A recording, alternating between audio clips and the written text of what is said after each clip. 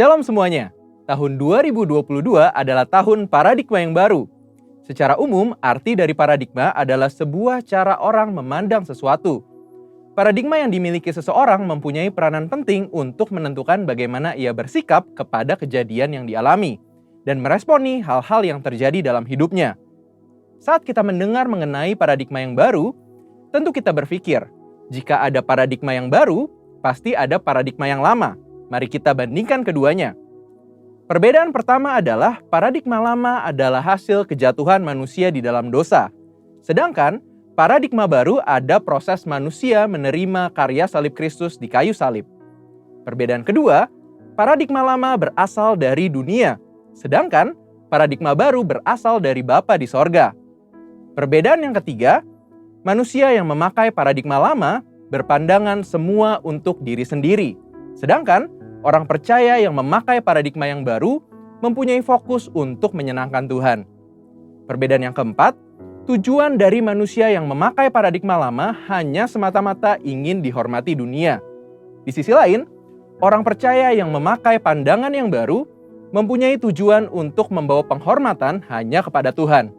Perbedaan yang terakhir, manusia yang memakai paradigma lama melakukan hal-hal baik hanya supaya tidak masuk neraka dan takut tidak diberkati. Di sisi lain, orang yang percaya yang memakai paradigma baru mempunyai motivasi untuk berbuat baik karena mereka sudah diselamatkan oleh Tuhan dan melakukannya dengan sukacita karena mereka mengasihi Tuhan. Jadi, setelah kita mengetahui perbandingan antara paradigma lama dengan paradigma baru di dalam Tuhan, tentu kita ingin hidup di dalam paradigma baru. Pertanyaannya, bagaimana kita bisa hidup dalam paradigma yang baru di dalam Tuhan? Yuk kita lihat contoh dari seorang bernama Zakheus.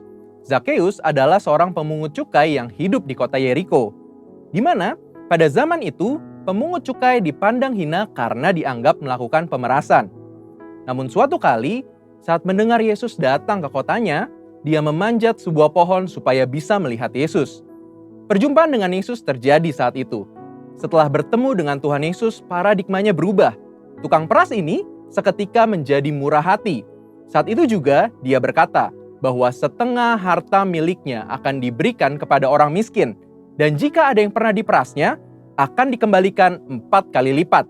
Perubahan paradigma hanya bisa terjadi saat kita berjumpa secara pribadi dengan Tuhan Yesus. Kita tidak mampu dengan kekuatan kita sendiri. Bagaimana kita bisa mengalami perjumpaan dengan Dia? Pertama, tentu kita harus mengalami kelahiran baru. Apa itu kelahiran baru? Waktu kita mengakui dosa-dosa kita, menerima karya Tuhan Yesus yang mati di atas kayu salib untuk setiap kita, kemudian mengundang Tuhan Yesus untuk masuk ke dalam hati kita sebagai Tuhan dan Juru Selamat kita pribadi, dikatakan bahwa kita mengalami satu proses kelahiran baru yang supranatural. Firman Tuhan katakan bahwa orang-orang yang percaya dan menerima Tuhan Yesus diberikan kuasa untuk menjadi anak-anak Allah. Di samping itu, Tuhan Yesus mengatakan sebelum dia naik ke sorga bahwa kita tidak ditinggalkannya sendiri. Dia menjanjikan seorang penolong, yaitu Roh Kudus. Roh Kudus yang dicurahkan pada hari Pentakosta 2000 tahun yang lalu, kini ada bersama dengan kita.